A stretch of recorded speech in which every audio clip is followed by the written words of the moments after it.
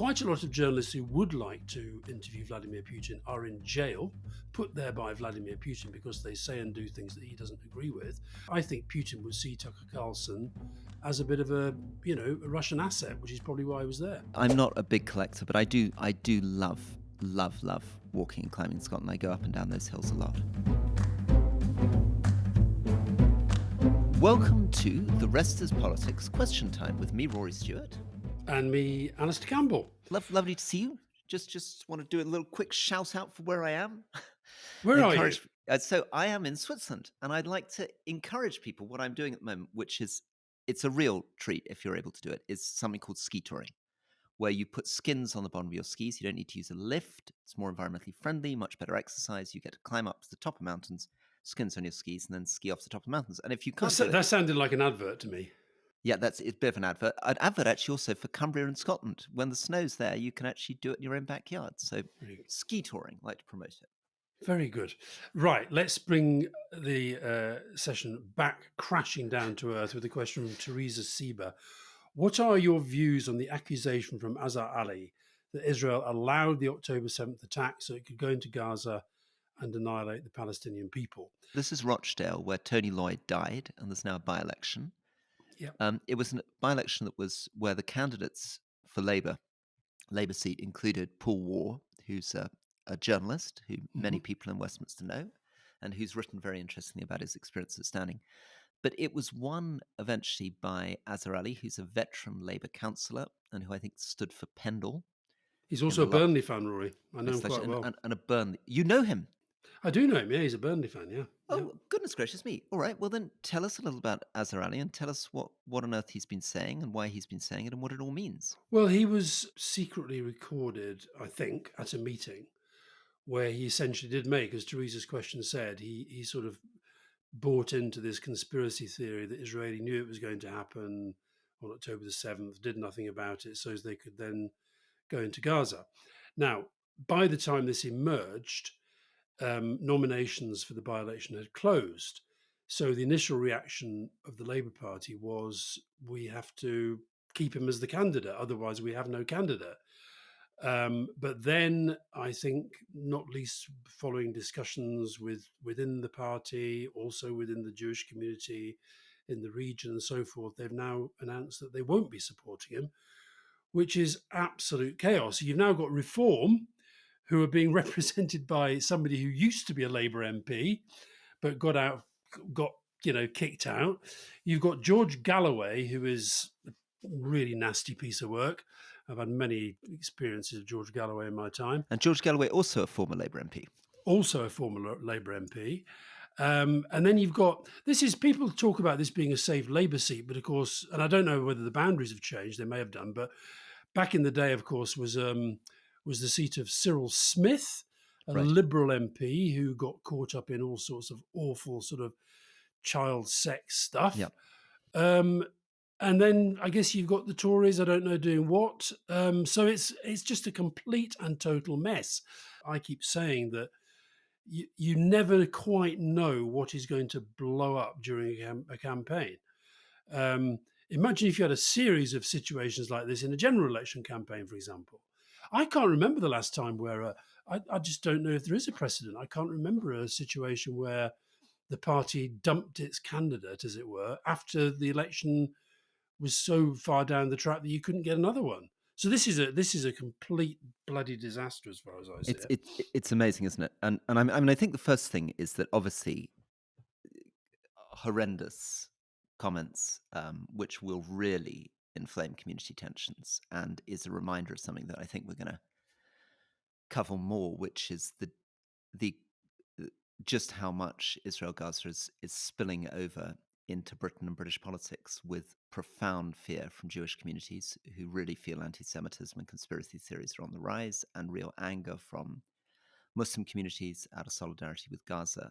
And the way this is defining, because I guess George Galloway, as a candidate, I mean, he stood against the Iraq War. He's a candidate who's often tried to appeal to, I guess, sometimes Islamist voters. And then we've got this guy, Simon Danczuk, who I remember because he entered Parliament with me as a Labour MP. So this is the Reform candidate. Yeah, now standing for Reform, which I guess is the ex sort of Brexit UKIP candidate.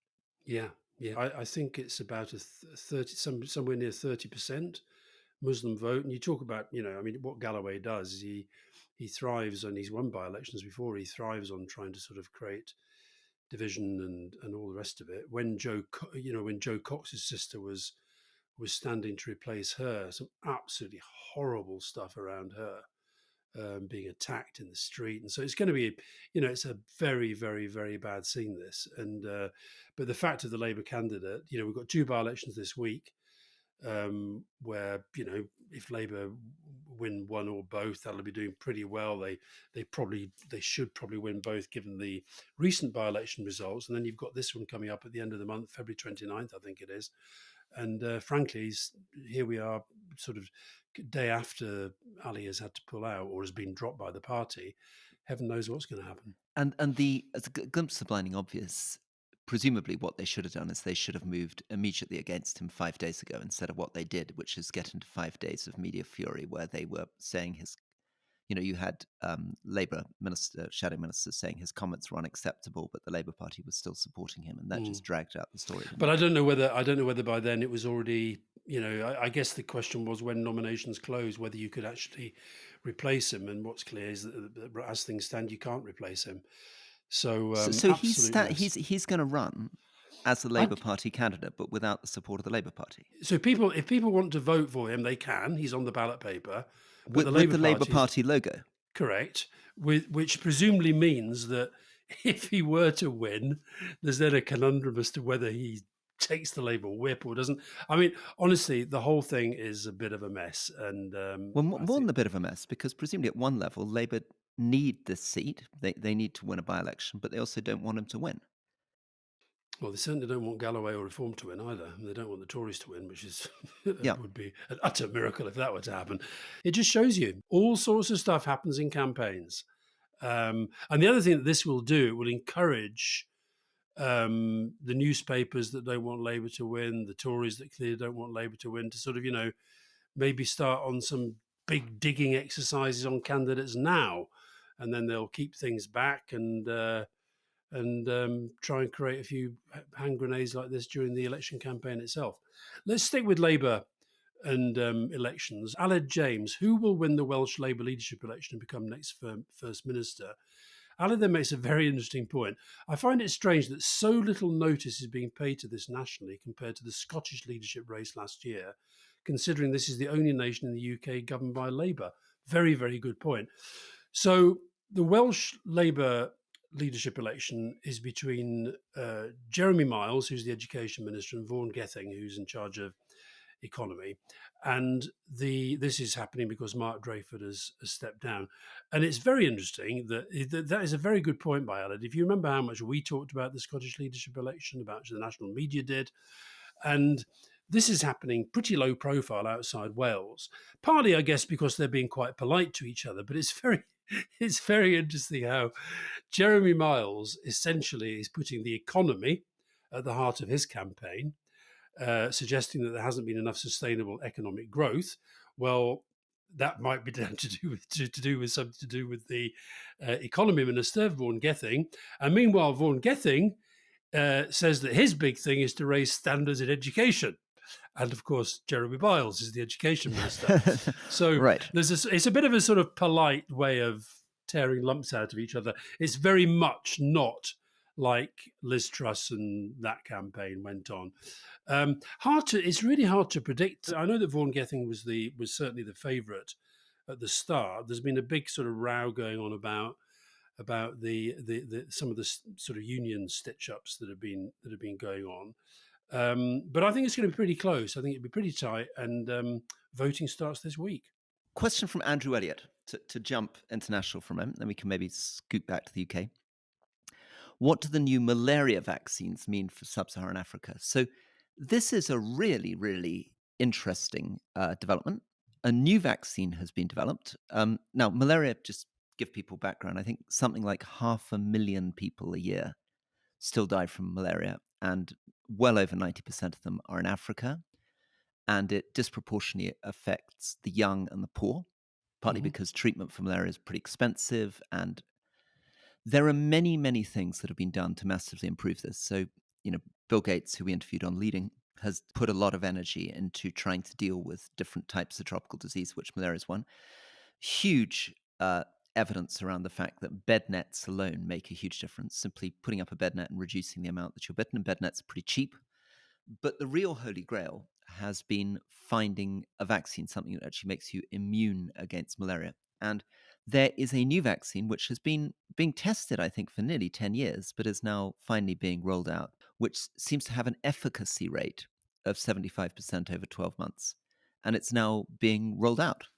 Um, Very s- good. so could be very, very exciting news. And along with all the gloomy messages we have, and malaria is one of the greatest killers in the world. And if we're finally getting on top of that, could make a huge difference.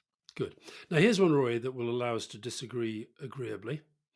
Den Dunbar Brunton. I'd like to hear each of your opinions on the adding of VAT on fee-paying education, Oh, and yes. how this token policy can be implemented in practice to positive effect without a far more radical approach to education overall.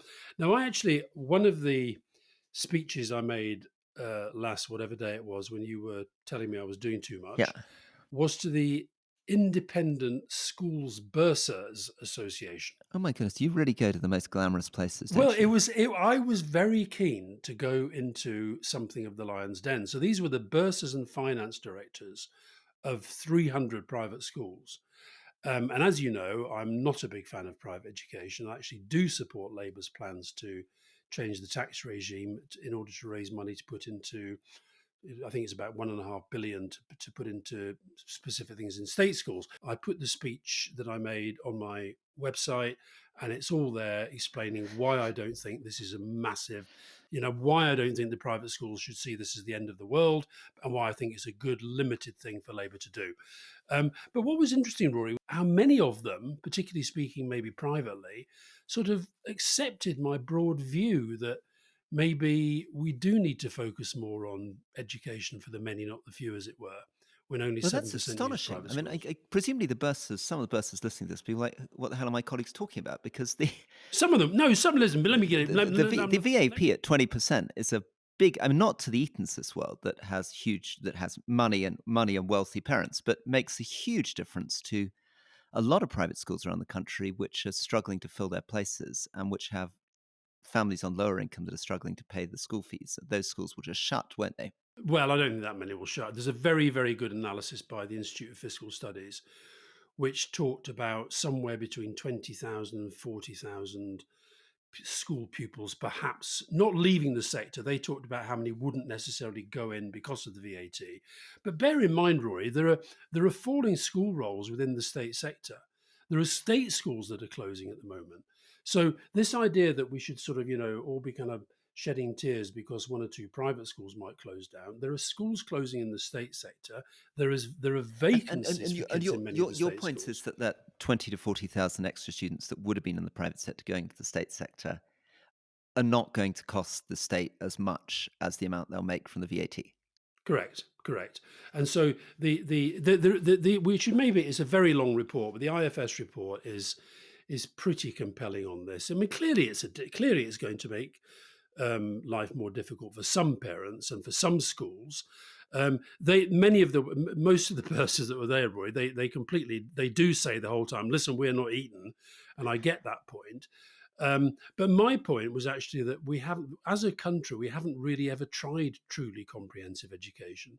And those countries which have, like Finland and Canada, tend to do better in their overall education systems than we do. I'm sure lots of them didn't agree with me at all. I mean, in fact, I know that lots of them didn't agree with me at all, but I was rather touched that some of them did. Good, right. So it's I mean it's something to watch because it's one of the big flagship Labour policies, and it's something that will have, I think, an impact on parents who are not on high income sending their kids to private schools. And around me in Scotland, around Crieff, there are many private schools that are not in a very good financial situation, so they're very, very concerned about what this will mean to them. At the same time, I saw your old friend, the headmaster of Eton, Hmm. who very keen for me to tell you about the work that Eton is doing and other schools are doing to support academy trusts and the investment they're putting into supporting the state sector and fulfilling their charitable objectives. But I guess that probably you would say won't be enough to save these schools from their VAT. No, I hope not. I think there's a lot of talk. A lot of these. I'd love to know of all these bursaries that are given, because the other thing they say is we won't be able to give bursaries. But how many of these schools really do give bursaries to children on free school meals or pupil premium? And they tend to be a way of just sort of cutting fees for middle class parents. And just to give you a sense, Rory. So Rishi Sunak says that this Labour policy is it's class war, it's class envy, it's a hit on aspiration. But my argument, what I said to the bursars and finance directors was, the real class attitude is actually revealed in him basically saying that if you don't want to pay the extra to buy the smaller class sizes, somehow you're hitting aspiration. But actually, surely the aspiration of a prime minister ought to be that you raise standards for everybody. And the gap. So he's paying £48,000 per pupil for his daughter. The average in a state school is somewhere between 6 and 8. The average in a private school is between 12 and 20.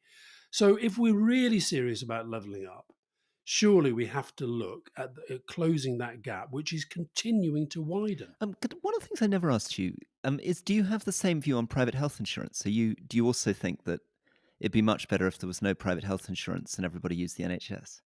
I do, historically, but I think it's becoming virtually impossible. Look at the argument that's going on at the moment about dentistry. You have to. I mean, I can't see a way of. I mean, we had an NHS dentist for years, and he now does mainly private work. So I think, and I do think that more and more people are being, as it were, pushed into the private sector, pushed into private healthcare. I mean, when I had my breakdown in the 1980s, Rory, I was the only person on Today newspaper who had refused to accept the private healthcare cover as part of the salary package. And of course, I was the first person who was committed to a private hospital. I don't know whether the bill's ever been paid. So no, but I think in a way that ship has sailed for lots and lots of people, because it's just become so difficult to get care in the health sector, and I think that's been a deliberate part of a deliberate strategy. And presumably, there again, the even more than this argument around schools, if you banned private health insurance at the moment, it would put unbelievable extra pressures on the NHS. Absolutely, absolutely impossible. And don't forget as well, the other difference, I guess, with with education, is teachers have to be essentially, maybe they can do a bit of tutoring outside, but essentially teachers have to be state school teachers or private school teachers. Whereas what you have in the health service are doctors in particular who spend a bit of time in the health service and a bit of time in the private sector. No, but I just and feel often, am I right? Often, actually, by doing so, making up their incomes. So one of the ways in which absolutely underpaid doctors get more money is by working in the private sector as well. Absolutely. The other thing, Rory, is I hadn't realised until I did the research for this speech, is that there's a real thing about the birth rate in some parts of the country. London, for example, has been a big decline. And so local authorities in London, they are predicting a 7.3% fall in reception pupil numbers between now and 2027. And the problem is, which is very weird, because then at the same time, we've got 1.2 million gross migrants coming to the UK this year. The net figure, lower than that, but still hundreds of thousands of people. So presumably, we're then going to end up with an enormous bulge in the opposite direction. So one of the problems with the government is they have to deal with pupil numbers collapsing, and then a few years later, pupil numbers exploding again. Yeah, but we've in our area, we've had 3 primary schools close recently. 2 of them, one of the big factors has been the fact that there were very large Polish number of Polish kids, and post Brexit, a lot of them have gone home. Right. So you put together a falling birth rate, migration to the private sector. London's got by far the biggest sort of numbers using the private sector, and Brexit. So you've got falling roles, and I think that's why this argument. This is why the IFS report is worth reading. I think this argument that somehow this change by Labour is going to lead to the sort of collapse of the private sector, I don't see it. Question in from Marcus Castell, and his question is: we're going to Crieff for the weekend in May. Which Monroe would Rory suggest for 5 relatively fit 60-somethings? So promote my hometown of Crieff, incredible place, just on the edge of the Highlands, which do walking. And I would recommend, probably the most famous would be Schiehallion, which is relatively easy up. Ben Honsi, absolutely lovely route up above Glen Turret, this beautiful reservoir at the bottom of it. So either of those, Marcus. Over to you, Alastair. Have you done? Are you a Monroe collector? Because it's a big thing, isn't it? People collecting all the Monroes and going up all of them. And Yeah, I'm not a big collector, but I do love walking and climbing in Scotland. I go up and down those hills a lot. yeah, I but you're tend not to sort of I tend to repeat rather than going on to new ones. okay. Right, Harry F. Yes, After watching the excruciating interview Evan Davis did with Laura Trott, did you see it, Rory? I missed that. No, tell us about it. I'll tell you in a minute. I couldn't help but compare the response, or lack of, with Diane Abbott a few years ago when she got her numbers wrong and was all over the tabloid social media as a result. So Laura Trott is the Chief Secretary to the Treasury, as you know, Rory. Yes. She did an interview with Evan Davis of the BBC, who, as you also probably know, knows quite a bit about the economy. And it was absolutely mind blowing because poor Evan was making a point about GDP, debt as a share of GDP rising, and Laura Trott insisted that it was falling. And poor Evan is sitting there scratching his head because he's looking at the figures Yeah. It's and not it's falling. rising. Yeah. It's Yeah. not falling, it's rising. And so I watched this and I thought it was just, it was, I felt as a sort of, former communications, government communications person, I was almost sort of curling up like a ball, cringing. It was truly cringeworthy. And yet, as Harry rightly says, you don't know about it because it's really had very, very, very little coverage. Whereas Diane Abbott, who got a bit financially muddled when she was not even a Treasury Minister, she was not even in government, she was the Shadow Home Secretary. She got her numbers wrong in an interview, and it produced a million memes, and people still will talk about Diane Abbott and her math. So I'm afraid it was just a very good example, Harry, of how beneficial it is to the Conservative Party to have a press that basically tends to avoid covering their many, many gaffes. There we are. Very well. It's actually amazing, that stuff. I mean, I'm always very struck by this, that the economy obviously is probably the most important thing in the end to most of our lives and most of our democracies. Are we going to be able to be better off? Are we going to be able to pay our bills? And yet, the most basic things about the economy, public obviously often is struggling to understand. I remember when I was running in Cumbria, I initially was trying to talk to people about the difference between the debt and the deficit, till some political veteran took me aside and said, "Rory, do shut up about the difference between debt and deficit. Nobody gives a monkeys about the debt and deficit." But also, as you say, politicians. I mean, often politicians getting this stuff wrong, and yet nothing could be more important. Laura Trott, I think, studied economics at Oxford, so it's Mm, particularly kind of bizarre. Um, it is weird. Here's a university question for you off the back of that. So, Finn Wilson, any advice to a university student that struggles immensely with anxiety and worrying? Any personal anecdotes would be greatly appreciated. Oh Lord. Um, I don't know if did I suffer with anxiety because I mean I You think were pretty miserable at Cambridge, weren't you? I was pretty miserable, but I think actually the reason why I was drinking so much was perhaps because I was already suffering with depression and anxiety, but didn't want to admit it. I would say try not to get hooked on the drink. Try to keep fit. Try to sleep well. Um, I have, and also try not to. I think my problem at Cambridge is that I arrived and I honestly was meeting sorts of people that I'd never met before, and I did have a bit of a not imposter syndrome, but I assumed that because they were sort of noisier and because they looked more at ease with themselves and looked more comfortable. This is maybe where my sort of loathing of private education comes from, is that I kind of immediately felt very, very out of place. I just sort of felt I didn't really belong here, and what's more, I didn't particularly want to belong, which is not a very good attitude when you're about to spend 4 years there. Specific things, by the way, I'll give you one specific thing which I use whenever I feel anxiety rising. I just do this. I just rub my fingers and my my forefinger and my thumbs together, and I don't know why, but it always works. And So is there there a we go. sense that different people might have different things, but it's Oh yeah, something like that 100%. which you do? You have to have your own. You have to. I got this actually when I was having sort of panic attacks live on television, which is not a good thing to do.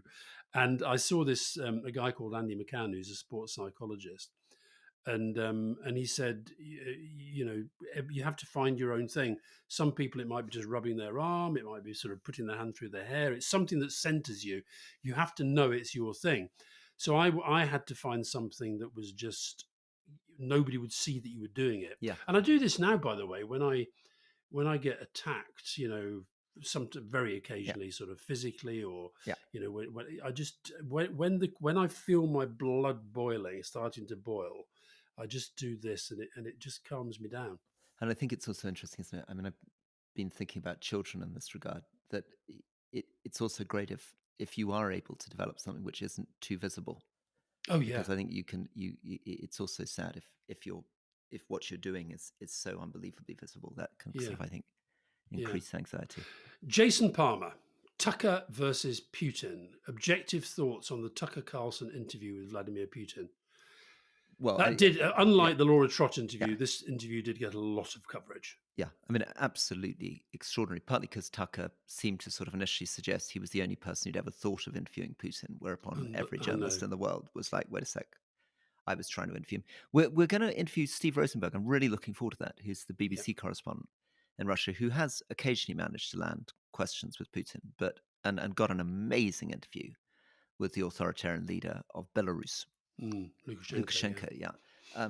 But anyway, what was your sense on on how Tucker Carlson managed interviewing this bizarre guy? I think from Carlson's perspective, it was a bit of a disaster. He was used as a bit of a useful idiot. His arrival at the airport, he was sort of fated like a kind of global superstar by the Russian media. And then the interview itself was essentially Putin giving him a very, very, very, very long, tendentious history lesson. Carlson looking a bit like he reminded me of Rishi Sunak when he was with Elon Musk. It was like, "Ooh, tell me something else really interesting." Um, I thought the whole thing was awful, and of course, he talked about he was asking the questions that nobody else wanted to ask. He was getting the interview that nobody else was interested in getting. There's not a journalist in the world who wouldn't sit down with Vladimir Putin. One, he'll only talk to people that he's absolutely 100% are not going to give him a hard time. Two, quite a lot of journalists who would like to interview Vladimir Putin are in jail, put there by Vladimir Putin because they say and do things that he doesn't agree with.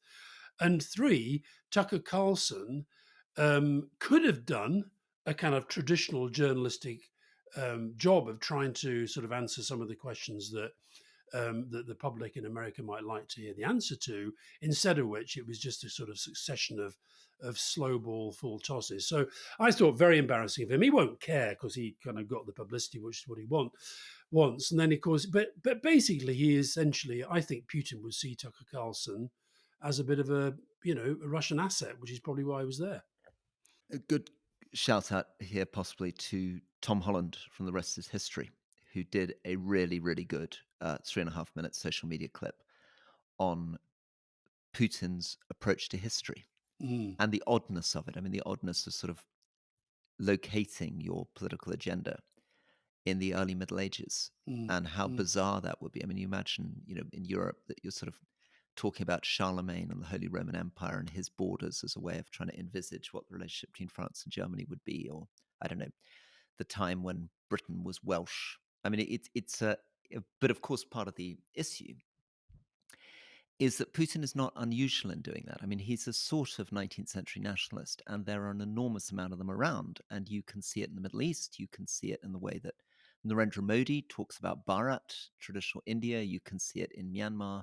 You can, of course, see it in the rhetoric of Xi Jinping. So it, nationalism remains incredibly strong and mm, appealing. When did apologizing become a sign of weakness? I'm interested in this because my instinct, again and again in politics, was to apologize. And I usually found that when I apologized, it worked. So when I was called in front of a select committee and they said, I'd been prison minister for about a week or two. They said conditions in Liverpool prison are absolutely terrible. Spectres have come in, there's blood on the floor, the windows are broken, violence is out through the roof. Whose fault is it? Who's going to take accountability? And I said, it's my fault. I'm the minister. I'm responsible for Liverpool prison. I apologize and I'm going to sort it out. And if I haven't sorted Mm. it out in 12 months' time. And that worked well for me. Why, though, is it that generally speaking, politicians seem to be advised not to apologize? I broadly agree with you. And we had an example. We talked about the Rochdale by-election. Azhar Ali, he apologised, but that didn't, as it were, stem the flow of criticism and anger, and therefore the Labour Party decided it had to go further. I think what the question may have in mind is this exchange that Rishi Sunak had in the House of Commons, where he was having a go at Keir Starmer. We talked about this last week, and he was doing a big thing about Keir Starmer's U-turn, and he included the thing about Keir Starmer not knowing what a woman is, and of course in the public gallery was the mother of Brianna Gray who'd been murdered, and that case was very, very fresh in people's mind, which did seem incredibly lacking in sensitivity and empathy at the very least. Um, but Sunak doubled down and sent people out to double down, and he does seem to have a problem with apologising. I go back to And Keir Starmer too, famously on, when 5, 6 days the story was around that he thought that starving Gaza was fine and couldn't bring himself to come out and apologize till I think 5, 6 days later. So there must be something going on with communications directors on all sides. What is it they're worried about? They're worried the apology will generate its own headlines, are they? Yeah, but I think broadly that's not a bad thing. I think people saying I got it wrong. If it becomes habit forming, then people think, well, why are you doing this job if you keep having to say sorry for what you've Well, done? you've got to hope that you can sort it out. I mean, obviously, the gamble I'm Exactly. making with prisons is that I'm not going to have to come and apologize all the time. Yes, but in fact, to, Yeah. to be honest, Rory, you probably would. I mean, most prison inspectorate reports at the moment are not very. They're not great, are they? So no, but I think that I think that the big fear, I suppose, is that you are admitting failure and wrongdoing, and that is something that politicians don't like to do. But I agree with you. I think generally, when you cock up, when you get something wrong, when you misspeak, and I do have a real problem with Sunak at the moment. He really is becoming as loose with his facts as Johnson was. Um, I think that Regularly giving economic statistics that aren't true. And I think you just on the apologies thing, just to be sort of again a little bit cheeky and cunning. I mean, one of the things that can sometimes work with apologizing profusely is that people can begin to realize that what they're asking you to apologize for is a bit absurd. So, if I take that example of prisons, when I've been in office for 2 weeks and mm, people are asking me to apologize to Liverpool prison, if I go over the top and say, I absolutely apologize, it's all my fault, I'm so, so sorry, um, it does make people stop for a second and say, oh, wait a second, he's only been in for 2 weeks. mm. Is he really personally responsible? Okay, here's a question disgusted of Tunbridge Wells. It's vital for the future economic prosperity of UK PLC that we improve private sector productivity. We need a Secretary of State for productivity. Isn't it just right honism that left leaning politicians focus on growth only coming from public sector green investment? There we are, Alastair. Over to you. How about the private sector? What are we going to do to make the private sector more dynamic in Britain? But I don't think they are just focusing on. I mean, look, we've just. I don't know whether Disgusted of Tunbridge Wells wrote that question before the Labour Party had somewhat watered down the Green Prosperity Plan. I think. Look, I've been very interested in recent weeks on these going out speaking to different businesses, how much they are conscious of the fact that the Labour Party is actually trying to persuade them that it understands the importance of the private sector in any growth strategy. So I would say that the stuff that they're talking about planning, which I think is going to be incredibly difficult to implement, but I think the fact that they're making it a big deal shows that they are serious about putting that at the heart of the Well, government agenda. one of the weird things is I guess both Labour and Conservatives can see that what really matters is the ecosystem, the kind of enabling environment around private sector companies. So how much tax they have to pay, what kind of incentives they have to employ more people or not employ more people, what kind of breaks they get to invest in equipment, but also a general sense of red tape, regulations, ease of doing business. And I think both parties recognize this, and economists keep telling this, but in practice, Mm, they seem to find it incredibly difficult to create environments where small businesses really feel it's easy to operate. There are these kind of bizarre tax edge cliffs, bizarre disincentives, weird stuff around working hours. It'd be interesting to try to trace that down and work out what it is that makes it so difficult to create business friendly environments. mm, mm. I think the it was interesting to me that a lot of the criticism of Labour's dilution of the Green Prosperity Plan, obviously it came from a lot of Labour activists, came from environmental campaigners, but actually a lot of it came from business. So I think there is an understanding from the Labour Party that you need the private sector to be generating wealth and that the state can play a role in helping to do that. And equally, I think the business is getting the message that Labour Party doesn't sit there thinking, how do I whack business? The feeling I get is that when Jeremy Corbyn and John McDonnell were in charge, they felt like they were viewed somewhat as enemies. Whereas now, I think they have an understanding that Labour can't meet its growth objectives without them performing pretty well, and government has a role in that.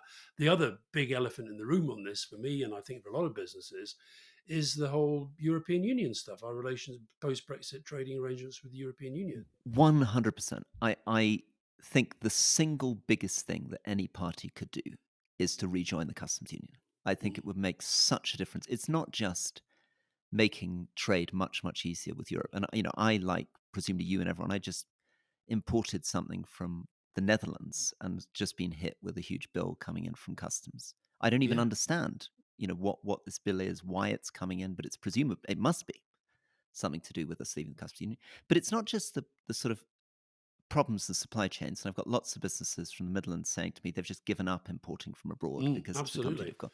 But And it's you've got also people who give up exporting as well. exactly, but it's also the psychological impact. I mean, the way in which it would pass a signal to investors and others that Britain is being sensible about re-engaging with its largest trading partner, because the fantasies that people had that we were suddenly going to get these big deals with the economies that matter, China, US, India, by now I think have been sort of blown out of the water. Absolutely. I mean, they're not even talking about them. And of course, they've moved on to saying, well, that's not what it was about. And, Kemi Badenoch is going to be the next Tory leader, whilst going around saying she's going to make these wonderful new trade deals with Papua New Guinea. I mean, the whole thing is a nonsense. Thomas Burridge, for most people, you like this one, Rory, for Oh, most yes. people, a well performing local councillor is more pivotal to their quality of life than a well performing national representative. Discuss. Well, I I I think there's something in that. Although the quality of local government is not always great. Remember, often local councillors are certainly in my part of the world. They were often retired people living off pensions who were getting a number of different council jobs to get their salaries up at increments of a few thousand a year, and these were part-time jobs. So I don't think we need to have too unrealistically rosy a picture. But when it works, working in local government is incredibly fulfilling because, of course, you actually have the budgets or some budgets, you have the direct power to affect things that are relevant to people's lives, Hmm. planning, parking, etc. Which is why we should do an interview. Actually, I think we should. We did a good one. We like the Andy Burnham one. We should take your friend. She called Georgia Gould, Yeah. and we should get a Tory council leader as well, and get them both on the podcast talking about local councils at that level, because I think it's a really interesting, productive bit of politics there. Interestingly, Tom Reardon, who runs Leeds Council, very, very, very smart guy. And he, bizarrely, Rory, you must be psychic. He emailed me last week, said, have you ever had a local government person on leading apart from the Andes? You could do more about the real on the ground impact of policy. Georgia, he says, would be brilliant. There There you we are. go. There we are. So we need to So what? So we want good to get good Tory alongside her. a good Tory council leader alongside a good Labour council And leader. and maybe we could do a three-hander. Maybe actually to be fair to them, the Lib Dems are often very, very strong in local government. So Yeah, we could maybe get a strong Yeah. Lib Dem Okay. local news. I'd shout out here for my friend Andy Connell in Cumbria, who's a Lib Dem councillor. I think he's done a very good job and is very thoughtful on politics. Good. I've got a question here that I don't really understand, or at least I don't understand the language it's Let in. me help you. Yeah, go on then. Give me the question. John Lewis. Will Rory become Kanzler der Universität Oxford? Why is he asking this question in German? What's his name again? He's called John Lewis. Doesn't He's sound very called German. John Lewis, but he wants. I mean, I'm not aware of a of a German university of that name. No? Now, Rory, most weeks you advertise yourself for a job. We've had Labour peers, we've had chairman of the BBC. Yep. I mean, do you fancy that one, Oxford University? Well, Fancy that? at the moment, I am teaching, says he, avoiding the question beautifully. I mean, of course, it would be a great honour. It's an amazing university and all this kind of stuff. If the ball came out at the back of the scrum. That's all that sort of stuff. But at the moment, I am very happily just started my new job as a professor at Yale and taught my first class last week on the Vietnam War. How did it go? Really great. 24 students seminar. We did 3 hours on the Vietnam War, looking at, we read all the stuff from Ho Chi Minh and General Giap, their theories on what they were doing in the Vietnam War. And then we read General Westmoreland. We looked at Dien Bien Phu. We talked about the way that communications plays into politics. And above all, I think the theme that was a really interesting one is the way that the personal and the political coincide. I mean, LBJ, Lyndon Johnson's own personal anxieties and the way that played into his decisions to ramp up in Vietnam. So I'm really loving teaching at Yale, teaching a course called Grand Strategy. So you is that what the course is? Grand Strategy? Grand Strategy. So integration, political, economic, military strategy. And we're doing everything from the British Navy in the 18th century to the Peloponnesian Wars to teaching the Iraq War next week. Are you doing all the research yourself, or you've got teams of young American interns and things? The case studies been written by amazing people who've brought case studies together for students, and then I and colleagues in the faculty. I mean, I'm teaching with two great colleagues, a guy called Mike Brennis and a professor called Arnie Vestad, who's a Norwegian who speaks Chinese and goodness knows about 10 other languages and is able to talk fluently about most of the world. So that's been a real treat. Okay, well, let me give you another question related to Grand Strategy. If you had to start a new country from scratch, this is from James Moole, as in muscles. Rory often makes the case for constitutional monarchy, but if he had to set up a new country and its constitution from scratch, would he make it a monarchy? That's a great question, James. Well, the answer is normally you don't. I mean, normally when you set up, as it were, new countries from scratch after regime change, they tend to follow American models. But there are exceptions. Spain, of course, brought back its monarchy, and people thought that was a pretty effective transition from Franco. And many people have argued that if the King of Afghanistan had been brought back in 2001, 2002, that probably actually would have also produced quite an interesting transition from the Taliban and might have led to a more favorable outcome there. So, no, I think there's something to be said for non-political heads of state, and I think that Queen Elizabeth and King Charles in Britain are examples of how that can function. And I think the problems that the US is struggling with Trump is an example of what happens when you over-rely on democracy. So I think partly. So your answer is basically yes. Yeah, I think one of the ways to preserve liberal democracy is to balance a really strong elected politicians with other bits of the Constitution which are non-elected. And I think the US has gone too far in the direction of electing its Senate, electing all its judges, electing its head of state. I think there's something good about Britain where our judges are appointed, not elected, where the House of Lords, with all the mess it's in, would be a better House of Lords, not if it was elected, but if it had an appointments commission that appointed better people. I don't think the answer when politicians are struggling all around the world is just to think the answer is more and more elections. Interesting. Very interesting. I don't agree. Anyway. You love politicians. That's the difference between us. Is that what it is? Yeah, that's it. Don't love them all. Now, here's my last question, Rory. And it's a big one. Lynn Jones. Is the Murdoch press a good or a bad thing for Britain? I think basically a bad thing. I think Murdoch has been a negative impact. And go on, over to you. No, I agree. And I think actually, I think the bigger impact, we talked earlier about Tucker Carlson.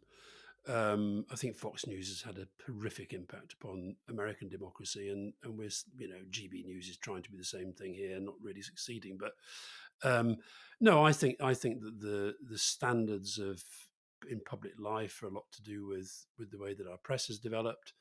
I saw last week that we did the same. Whenever Murdoch comes to town, he gets in to see the Prime Minister, and I think his influence is broadly malign, I would say. Final question for me then, Alastair. Keith Fitz. If Anna Wintour, so Anna Wintour, just to remind people, was the amazingly famous, iconic head of Vogue, was a guest on Leading, what clothes would Mr. Campbell choose to wear? Is it true when he interviewed her for his book, he asked her brother for advice? Her brother? Who's her brother? Her brother is Patrick Wintour, the journalist. Ah, And so it is true. Anna Wintour's a really, really interesting person. And I think actually it's a great idea that, Keith, we should try and get her on Leading. I wanted to interview her because I had a section in the book about innovation, and I saw her as a kind of innovator. But actually, so I got Patrick to make an introduction, and I persuaded her to do the interview, and I went out to New York. And it is true, by the way, that I did say to Patrick, "What do you think I should wear?" And she said, "I don't think she'll notice really what you wear." But so, as it happened, I wore a check shirt and a blue jacket, and I looked reasonably smart, but not great. But as I was talking to her, I realised that actually she doesn't need to. She's not going to go in the innovation section. She's going in the leadership section. She's an absolute leader. Um, so I would, if we got her on Leading, I wouldn't worry too much about my clothes. I suspect I might wear the Stuart Tartan shacket that Rory Stewart gave very me. good. And honestly, if Anna Wintour or her brother or anybody who works for Anna Wintour is listening, yeah, we'd love to have her on Leading. I think she'd be a great guest. She is a leader. There's no doubt about that. Let's get her on the show. Brilliant. Well, that's a good way to end. Thank you for a great question time. See you soon. Bye-bye.